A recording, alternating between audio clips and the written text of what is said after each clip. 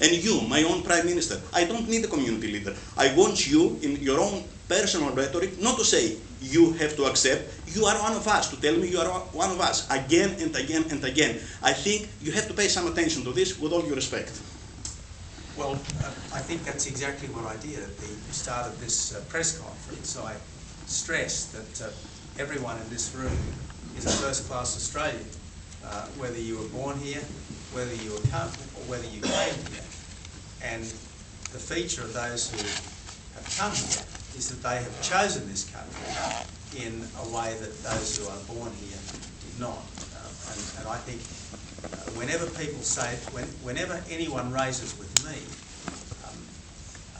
a question about migrant communities' attachment to Australia, I say, hang on a minute, they came here, they chose here in a way that you, the native born, did not. So I say this constantly, and I absolutely accept that in our correct and necessary concerns to ensure that we don't face domestic terrorism here in Australia, I absolutely accept that we should be stressing the commitment of all our newcomers, including the Islamic community, to Australia. We must constantly stress the commitment that people have to Australia, and I certainly do that Prime Minister, all with the all due time. respect, when you are talking about Muslims, Greeks, Italians, Chinese... I'm always suspicious when someone prefaces a question with all due respect. No, It usually means there's going to be quite a significant challenge coming up. The point I'm trying to make is that when you are referring to my community, the Greek Australian community... When I'm what? When you are referring, for example, to the Greek community of Australia, now, you are referring to 90% Australia born and raised individuals. So I cannot understand, I cannot digest the argument that Muslims, I don't know, Buddhists or whatever Greeks must join Australia team. They are part of Australia team. Now, are we referring, as my colleague said, to that 5–10%, which constitute the bulk of the newcomers, or are we referring, are we sort of focusing incorrectly?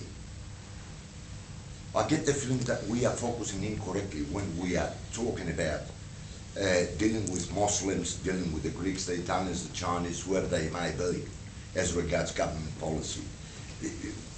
I've been in Australia for 40 years now, Prime Minister.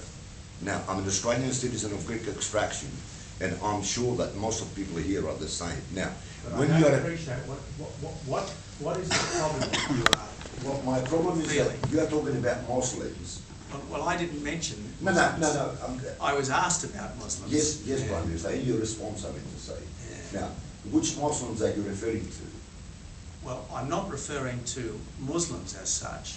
I am referring to people who have left this country to engage in terrorism abroad, and whether they were Australian born or not, whether they were Muslims or Jewish or Christian or Buddhist or whatever.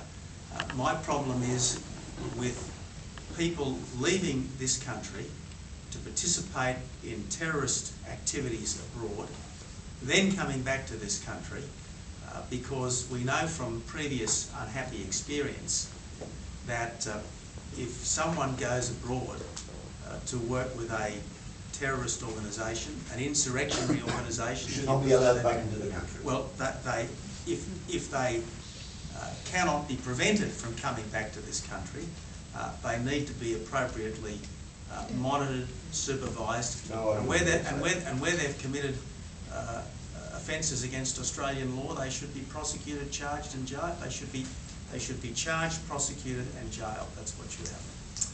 Well, thank you. We've run out of time. I really